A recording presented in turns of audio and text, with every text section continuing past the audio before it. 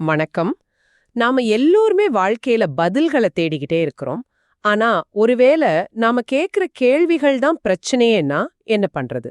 ம் இன்னைக்கு நாம பார்க்க போற கபில் குப்தாவோட விஸ்டம் ஃபார் எ கிங் புத்தகம் பதில்களை பற்றியதில்ல, சரியான கேள்விகளை கண்டுபிடிக்கிறத பத்தி. ரொம்ப சரியா சொன்னீங்க. இது ஒரு அரசன் அப்புறம் ஒரு ஞானி இவங்களுக்கு நடுவுல நடக்கிற ஒரு உரையாடல். ஆமா. ஆனா இதுல சுவாரஸ்யமே என்னன்னா, அந்த ஞானி எந்த பதிலையும் நேரடியா கொடுக்கறதே இல்ல. இல்லவே இல்ல. அதுக்கு பதிலா அரசனோட ஒவ்வொரு கேள்வியும் உடைச்சு அதுக்குள்ள ஒளிஞ்சிருக்கிற அவனோட பயம், ஆசை இதையெல்லாம் அவனுக்கே வெளிச்சம் போட்டு காட்டுறாரு. ஒரு செல்ஃப் ஹெல்ப் புத்தகம் மாதிரி இல்லாம இது ஒரு செல்ஃப் இன்குவைரி புத்தகம்னு சொல்லலாம் இல்லையா? கண்டிப்பா. சரி, வாங்க இந்த உரையாடலோட ஆழத்துக்கு போகலாம். முதல்ல ஒரு தலைவனா, அதாவது ஒரு ராஜாவா அந்த அரசன் சந்திக்கிற சவால்கள்ல இருந்து ஆரம்பிக்கலாம். சரி. அரசன் முதல்ல கேட்கறது ஒரு ரொம்ப கிளாசிக் கேள்வி. என்னது அது? நான் எப்படி வழி நடத்துவது? அன்பாகவா இல்லை கண்டிப்புடனா? இன்னைக்கு இருக்கிற ஒவ்வொரு மேனேஜரும் கேட்கிற கேள்வி இது. ஆமாமா.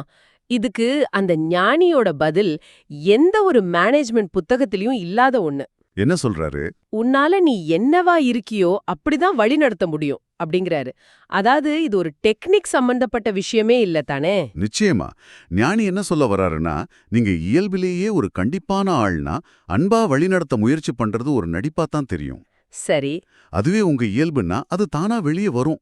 அவர் எப்படி வழி நடத்துவதுங்கிறத விட நான் யாருங்கிறது தான் முக்கியம்னு சொல்றாரு. அந்த கேள்வியோட அடித்தளத்தையே மாத்துறாரு. அடுத்ததா அரசன் கேக்குறான், என் கீழ் வேலை செய்யறவங்கள நான் எப்படி நடத்தணும்? இதுவும் பார்க்க ஒரு நல்ல நோக்கத்தோட கேக்குற கேள்வி மாதிரி தான் தெரியுது. ஆமா. ஆனா ஞானி அதை வேற ஒரு கோணத்துல பாக்குறாரு. எப்படி? அவர் உடனே அந்த கேள்வியோட முகமூடியை கிழிச்சிடுறாரு. இந்த கேள்வியில உனக்கு ஆர்வமே இல்ல.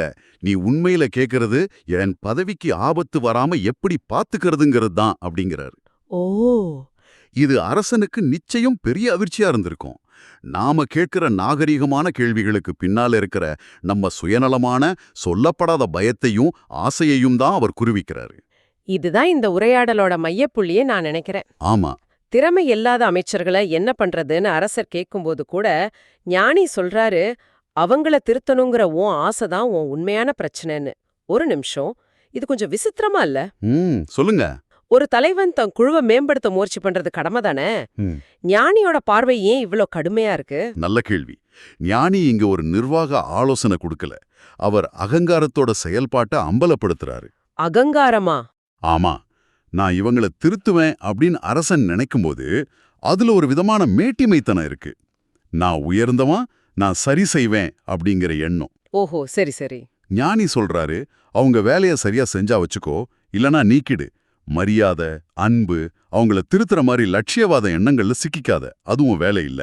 ஆஹா, இது உணர்ச்சி வசப்பட்டு முடிவெடுக்கிறத தவிர்க்க உதவும் ஒரு பார்வை. அதேதான். சரி, ஒரு தலைவனா அரசன் போடுற முகமூடிய ஞானி கலைச்சிடுறாரு. ஆனா அந்த முகமூடிக்கு பின்னால இருக்கிற மனிதனோட நிலை என்ன? அவனும் நம்மள மாதிரி தனிமை, தாழ்வு மனப்பான்மைன்னு பல உணர்வுகளோட போராடுறான். அத பத்தி கொஞ்சம் பேசலாம். ஆம். அரசனப்போ தன் மனசை திறந்து நான் ரொம்ப தனிமையா உணர்றேன் அப்படின்னு சொல்றான். இது நம்ம எல்லாருமே உணர்ந்த ஒரு விஷயம். ஆமா.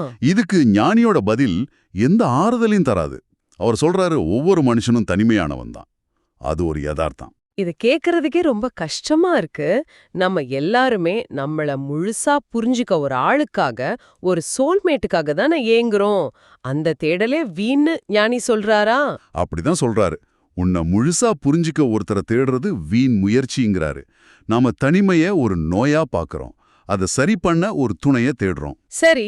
ஆனா அவர் பார்வையில தனிமைங்கிறது சுவாசிக்கிற மாதிரி ஒரு அடிப்படை யதார்த்தம். அதை எதிர்த்து போராடுறதை விட்டுட்டு அதோட வாழ கத்துக்கிறதுல தான் அமைதி இருக்கு. இந்த உண்மையை ஏத்துக்கிட்டா உறவுகள் மேல நம்ம வைக்கிற எதிர்பார்ப்புகளோட பாரம் குறையும். சரி. அடுத்ததா அரசன் கேக்குற கேள்வி, நம்மள பலரும் ஆபீஸ்ல உணர்ற அந்த இம்பாஸ்டர் சிண்ட்ரோம் பத்தி, இந்த பதவிக்கு நான் தகுதியானவனா அப்படின்னு கேக்குறான். ஆமா, என்னை எப்ப கண்டுபிடிச்சிடுவாங்களோங்கிற பயம். அதேதான். அதுக்கு ஞானி சொல்றாரு, எந்த மனுஷனும் அரசனாக இருக்க தகுதியற்றவன் தான். ஓ. பட்ட குறைபாடு இல்ல, அது மனித இயல்போட ஒரு பகுதி தான். அப்போ அந்த இம்பாஸ்டர் ஆன் த த்ரோன் உணர்வுல இருந்து விடுபட ஞானி ஒரு அற்புதமான தீர்வு சொல்றாரே, அத சொல்லுங்க. அவர் சொல்றாரு, நீ ஒன்ன அரசன் அப்படின்னு பார்த்தா நீ ஒரு போலி. ஏன்னா அரசன்னு எதுவும் இல்ல. அது ஒரு பாத்திரம். ம். நீ அரசன்கிற பாத்திரத்துல நடிக்கிற ஒரு நடிகனா உன்னை பார்த்தா நீ போலியா உணர மாட்ட அப்படிங்கிறார். ஆஹா, இந்த ஒரு சின்ன மனமாற்றம். ஆமா, அந்த பதவியோட பாரத்திலிருந்து நம்மள விடுவிக்கும். நீங்க ஒரு மேனேஜர் இல்ல, நீங்க மேனேஜருங்கிற பாத்திரத்துல நடிக்கிற ஒரு நபர். அருமையான விளக்கம். அடுத்து கோபம். அரசன் கேக்குறான், என் கோபத்தை எப்படி நிறுத்துறது? இதுக்கு ஞானி சொல்ற பதில் ரொம்ப ஆத்திரமூட்டக்கூடியது. என்ன சொல்றாரு? முடியாது. ஏன்னா உனக்கு உன் கோபத்தை விடணும்னு எண்ணமே இல்ல அப்படிங்கிறாரு. ஆமா, ஒரு நிமிஷம். இது எப்படி ஒருத்தருக்கு உதவும்? ஒருத்தர் உதவி கேட்டு வரும்போது உனக்கு அதை விட எண்ணமே இல்லைன்னு சொல்றது அவரோட முயற்சியே அவமதிக்கிற மாதிரி இருக்கு. இது கொஞ்சம் கடூரமா இல்லையா? அதுதான் ஞானியோட வழி. அவர் நம்மளோட மறைக்கப்பட்ட நோக்கங்களை வெளியே கொண்டு வராரு. எப்படி? அவர் அரசன் கிட்ட கேக்குறாரு, உன் கோபத்தால உனக்கு என்ன நன்மை கிடைக்குது? அரசன் யோசிச்சுட்டு சொல்றான், அது என் கீழே இருக்கிறவங்கள கவனமா இருக்க வைக்குதுன்னு. ஓ, இப்ப புரியுது. ஆமா, அரசன் தன் கோபத்தை ஒரு கருவியா பாக்குறான். ஆழ் மனசுல அவன் அதை அவசியமானதா நினைக்கிறான். நாம ஒரு குணத்தை மாத்த விரும்புறதா சொன்னாலும் அதிலிருந்து நமக்கு கிடைக்கிற மறைமுக பலன்களை நம்ம ஒத்துக்காத வரையும் எந்த மாற்றமும் சாத்தியமில்லை. ஞானி அந்த உண்மையை தான் நேருக்கு நேர் சந்திக்க வைக்கிறாரு. அப்போ பிரச்சனை கோபம் இல்ல, கோபத்து மேல நம்ம வச்சிருக்கிற அந்த ரகசியமான பற்றுதான் பிரச்சனை. இது ஒரு முற்றிலும் புதிய பார்வை. ஆமா, இப்போ உரையாடலோட இறுதி கட்டத்துக்கு வருவோம். அரசன் இப்போ தன் பதவி, தன் உணர்ச்சிகளை தாண்டி வாழ்க்கையோட பெரிய கேள்விகளை கேட்க ஆரம்பிக்கிறான். ஞானத்துக்கான வழி என்ன அப்படின்னு கேக்குறான். அதுக்கு ஞானியோட பதில், ஞானத்துக்கு வழியே இல்ல. வழியே இல்லையா? ஆமா, எப்படி செய்யறது, வழிமுறைகள், பயிற்சிகள், அதாவது இந்த ஹவு டூஸ், மெத்தட்ஸ், பிரிஸ்கிரிப்ஷன்ஸ், இதுதான் ஞானத்தை அடையறதுல இருக்கிற மிகப்பெரிய பொறிகள்னு சொல்றாரு. அப்போ நாம பயன்படுத்துற தியான செயலிகள், இந்த 5 ஸ்டெப் பிளான்ஸ், சுய முன்னேற்ற புத்தகங்கள், இது எல்லாமே ஞானியோட பார்வையில பொறிகள் தானே? ஆமா, ஏன்னா அதெல்லாமே மனசோட தந்திரங்கள்.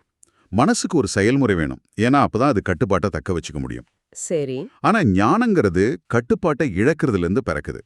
அது ஒரு தீவிரமான நேர்மையான தேடல்ல இருந்து தானா வரணுமே தவிர வழிமுறைகளை பின்பற்றதால ஒருபோதும் கிடைக்காதுங்கிறது அவரோட கருத்து. சரி, அடுத்த கேள்விதான் இந்த புத்தகத்திலேயே என்ன ரொம்ப உலுக்கிடுச்சு. அரசன் கேக்குறான், எனக்கு எப்பவாவது மகிழ்ச்சி கிடைக்குமா? ம், ஒரு ஞானி இதுக்கு என்ன பதில் சொல்வாருன்னு நாம எதிர்பார்ப்போம். நிச்சயம் கிடைக்கும், இல்லனா இந்த வழியை பின்பற்றுன்னு சொல்வாரு. ஆனா ஞானி தயக்கமே இல்லாம சொல்றாரு, இல்ல. ஆமா, ஒரு நேரடியான இல்ல. அதோட காரணம் தான் ரொம்ப முக்கியம். ஏன்னா நீ மகிழ்ச்சிங்கிற ஒரு கருத்தை நம்புற, அது எங்கேயோ வெளியே உலகத்துல கண்டுபிடிக்க முடியும்னு நினைக்கிற அப்படிங்கிறாரு. இது ஒரு நாய் தன் வாலை துறக்கிற மாதிரி. ஆமா, நீங்க ஒரு இலக்க அடைஞ்சா மகிழ்ச்சி கிடைக்கும்னு நம்புறீங்க. ஆனா அந்த இலக்க அடைஞ்சதும் மனசு அடுத்த இலக்கை தேட ஆரம்பிச்சிரும். மகிழ்ச்சிய ஒரு பொருளா பாக்குற வரைக்கும் அது கிடைக்கவே கிடைக்காது. சரியா பிடிச்சிங்க. மகிழ்ச்சியை துரத்துறத நிறுத்துறதுல தான் உண்மையான விடுதலை இருக்கு. மகிழ்ச்சிங்கிறது ஒரு இலக்கு இல்ல, அது அந்த தேடல் இல்லாத ஒரு நிலை. கேக்குறதுக்கு ரொம்ப இருண்டதா தோணுது என்ன இல்லையா? சொல்றாரு? அது உன்கிட்ட இருந்து எல்லாத்தையும் எடுத்துக்கோ அப்படிங்கிறாரு. ஆம், இது ரொம்ப நம்பிக்கையற்ற பதிலா தெரியுது. ஆனா கொஞ்சம் யோசிச்சு பார்த்தா அதுல ஒரு விதமான விடுதலை இருக்கிற மாதிரியும் தோணுது இல்லையா? எப்படி? எதையும் நிரந்தரமா வச்சுக்க முடியாதுன்னு முழுசா ஏத்துக்கிட்டா இழப்ப பத்தின முயம் குறைஞ்சிடுமே. அதுதான் ஞானியோட நோக்கம். வாழ்க்கை நிலையற்றது. அது நாம சம்பாதிச்ச எல்லாத்தையும், செல்வம், பதவி, உறவுகள், ஏன் நம்ம உடம்ப கூட கடைசியிலே எடுத்துக்கும். ம், இந்த யதார்த்தத்தை புரிஞ்சுக்கிறது இழப்ப பத்தின நம்ம பயத்தை குறைக்கும். அவர் இன்னொன்னும் கேக்குறாரு, ஒரு செத்துப்போன மனுஷனுக்கு என்ன மரபு, லெகசி இருக்க முடியும்? இது நம்ம அகங்காரத்து மேல ஒரு நேரடி தாக்குதல். நாம விட்டுட்டு போக விரும்புற எதுவும் நிலைக்க போறதில்ல. அதேதான். இந்த உரையாடல்களோட முடிவுல அரசன் ஒரு மிகப்பெரிய மனமாற்றத்தை அடையறான். அவன் ஞானிகிட்ட சொல்றான், என்ன சொல்றான்? நான் இதுவரைக்கும் அரசனாக இருக்கிறத விரும்புறேன். ஆனா இப்போ முதல் முறையா நீங்க அழிஞ்சத அறிய விரும்புறேன். ஒருவேளை நான் இனி அரசனாக இருக்க விரும்பலையோன்னு தோணுது அப்படிங்கிறான். இதுதான் உண்மையான திருப்புமுனை. ஆமா, பதவிகள், சொத்துக்கள், அதிகாரத்தை விட உண்மைய அறியணுங்கிற தாகம் அவனுக்குள்ள உருவாகுது.